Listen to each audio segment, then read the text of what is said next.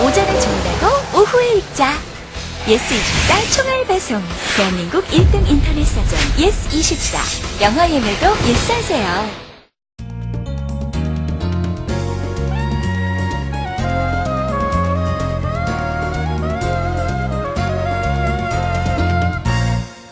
그게 그 모티브가 된 사건이 그 신촌 대학생 살인 사건 있잖아요. 네. 그걸 모티브로 해서 근데 이제 그 고등학생들의 얘기를 바꿨죠. 그래서 한 40분 정도 되는 분량인데 그 사건을 이제 취재하면서 한 얘기, 그러니까 한 뭐 인터넷 커뮤니티에서 어울리던 아이들이 뭐 이렇게 한 번도 이렇게 직접 만나본 적이 없는데 그들이 이렇게 그 SNS만으로 서로 그 대화를 하다가 살인 사건까지 이어지는 뭐 그런 얘기죠. 오히려 바깥에서 보면 유승환 감독님이 약간 문제아적인 고등학생을 보냈을 수도 있겠다라는 생각도 하게 되는데. 네, 제가 문제였을 것 같아요. 근데 고등학교 때. 아닌 거 아시잖아요. 그러니까 뭐 사실 우리들의 어떤 편견일 수도 있겠지만 그 시대의 어떤 뭐 그 야간 고등학교나 어떤 뭐 그 언더에서 주로 생활을 했다라는 어떤 여러 가지 이야기를 들었을 때 술 담배도 굉장히 일찍 시작했을 거. 근데 의외로 그 행적들을 보면 굉장히 심지가 곱고 자기 세계가 분명했단 말이에요. 고등학교 때부터 어떤 자기가 좋아하는 영화에 매달려 있었고 고등학교 졸업 이후에 계속 이제 뭐 어떤 워크숍이라든지 영화에 관련된 것에 참여해서 영화에 대한 어떤 학생이었어요 고등학교 때?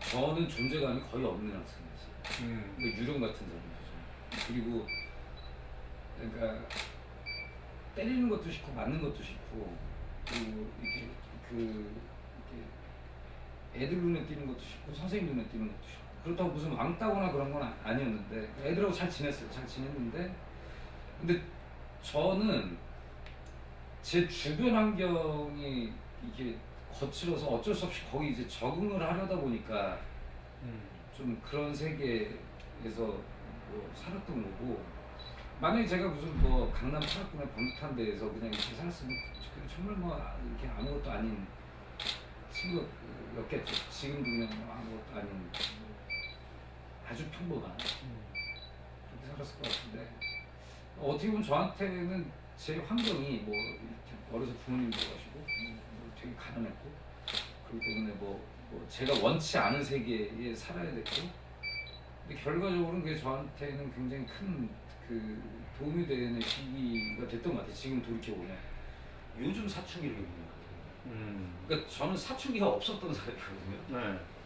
사춘기를 겪을 수 있었던 어떤 시기도 네, 그러기에는 너무 바빴어요, 뭐가. 여러 가지에 허락이 되지 않았다. 그냥 이게 막 그 뭐 잠자는 시간도 없어가지고 그랬었으니까. 그 전문가들에 의하면 사춘기는 인간에게 누구나 한 번은 꼭 온대요. 근데 문제는 그 2차 성징이 나타나는 그 기간에 어떠한 외적 조건 때문에 그 사춘기를 겪지 못하면 그것이 30이 되건 40이 되건 어느 순간에는 결국 한 번은 겪어야 되는 시기가 온다라고 하는데 지금 말하는 유승환 감독님에게는 사춘기다. 지금 그러니까 이게 아마 뭐 그 마흔이라는 나이를 이렇게 관통하면서 생기는 현상인 것 같기도 하고 그러니까 자꾸 왜라는 질문을 던지는 것 같아요 저한테. 왜 지금 이러고 있니? 어떻게 하려고 이래 대체? 뭐 이런 것들. 그러니까 지금 아직 저도 제 모습을 정확하게 모르겠어요. 그러니까 계속 찾고 있어요. 지금 내가 어디 있는가, 내가 누군가, 뭐 이런 것들. 요즘은 그게 좀 뭔가 그 손끝에 박힌 가시 같아요. 이게 막 이게 좀 탁 빠지면 뭐가 다른 게 다 뭐 생활하는데 크게 불편한 건 없는데 뭐가 이렇게 계속 걸리는 거 있잖아요. 나를 막 불편하게 하는. 저 첫째한테 엄마하고 아빠가 물에 빠졌어. 근데 둘 중에 하나 구해야 돼. 의지 너 누굴 구할래? 이게 되게 가혹한 질문이잖아요. 고전 질문을 다시 한번. 엄마는 살래, 아빠는 살래. 네. 근데 이제 물에 빠졌는데 너는 한 사람을 확실히 구할 수 있고 한 사람은 죽어. 근데 얘가 이렇게 딱 고민하더니 아빠를 구하겠다는 거예요. 왜 그 질문을 하면 막 짜증을 내다가 아니 이건 정말 질문이야. 뭐 듣고 싶어. 아빠를 뭐 왜 그러니까 얘가 지금 중3이거든요. 자기는 이제 혼자서 살아갈 수 있다는 거예요. 근데 동생들은 둘이 남자인데, 근데 남자한테는 아빠가 필요하다라는 생각이 들었다는 거예요. 그러니까 자기는 여자로서 뭐 이를테면 생리에 관해서 뭐 이렇게 여성으로서 뭐 가는 거에 대해서 엄마가 그 필요했지만 이제는 나는 그거는 다 안 나는데 아직 어린 동생들은 아빠가 남자로서 뭔가를 해줘야 되는 것이 있다고 생각을 한다. 그리고 나의 이 결정에 대해서 엄마가 믿어줄 거라고 난 생각을 한다. 그렇게 얘기를 하더라고요. 어른이 됐군요. 네, 그래서 그 얘기를 엄마한테 얘기를 해줬더니 이거 서운할 수 있잖아요. 그렇죠. 네. 근데 그 엄마가 너무너무 약간 감동을 받아가지고 그걸 또 그 요가 학원 가서 자랑을 하고 그리고 저희 애가 이제 기숙학 그 제천에 그 기숙학교 다녀가지고 네. 기숙학교 대학교 데려가지고 다녔죠. 예. 그 얘기를 했대요. 그 뭐 아빠한테 얘기 들었어. 그러니까 우리 딸이 엄마 이게 침착하게 이성적으로 생각해야 돼. 감정적으로 나오면 안 돼. 엄마 그거는 내가 아빠가 질문했기 때문에 한 답이야. 뭐 이랬다는데 그 오히려 애들하고 얘기하면서 그런 걸 좀 배우는 것 같아요. 이렇게 그 애들의 생각들. 그다음에 저희 애들도 뭐 11살, 9살 뭐 그런데 그 둘째, 셋째한테도 그러니까 질문을 계속 물어보면 얘들이 답하는 거에서 생각지도 못한 되게 어른스러운 답을 들으면서 좀 이렇게 마음이 놓일 때가 있죠. 저는 잘 죽는 것에 대해서 생각하거든요. 요즘 정말 잘 죽었으면 좋겠어요. 이렇게 고통도 없고, 그러니까 몸 관리 잘하고, 그다음에 해보고 싶은 거 다 하고, 이렇게 한이 없이 죽었으면 좋겠어요.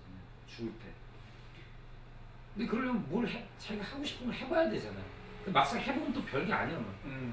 그러니까 이게 저는 제일 부러운 사람들이 젊어서 많은 경험을 해가지고 이렇게 어떤 절실함도 없고 그냥 즐기면서 살아가는 그런 사람들이 너무 부러워요. 제 동생이 지금 그렇거든요. 그렇죠. 네. 유승범 씨 뭐 클럽 DJ부터 시작해서 네. 뭐 다 해보고 지금은 얘는 뭐 이렇게 엄청나게 많은 돈을 버는 그 대중 스타의 자리에도 있어보고 뭐 근데 이게 다 별게 아닌 거예요. 자기가 살아가는데 본질을 채워주는 게 아닌 거예요. 베가본드의 느낌이 가장 강한 네, 캐릭터 중에 그렇죠. 한 명이죠. 요즘 얘는 그래서 파리 가서 지금 파리에 있는데, 그러니까 파리 아주 조그만 클럽에서 자기가 좋아하는 음악을 같이 듣는 친구들하고 같이 디제잉하면서 그냥 조그만 클럽에서 그러고 페이 조금 받고 그러니까 지금 뭐 정말 최저생계비로 생활하고 있거든요. 근데 그게 너무 행복하다는 거야.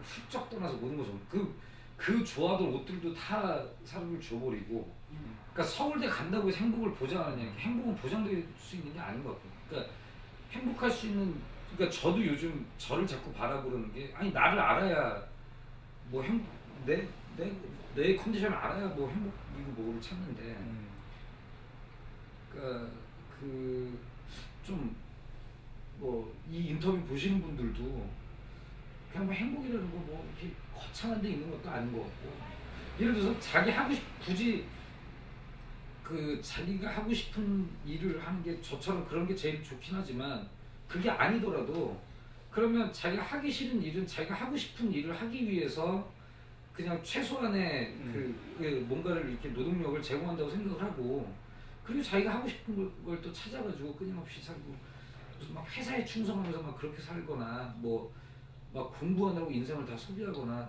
아니 공부하고 싶으면 나중에 뭐 하면 되는 거고.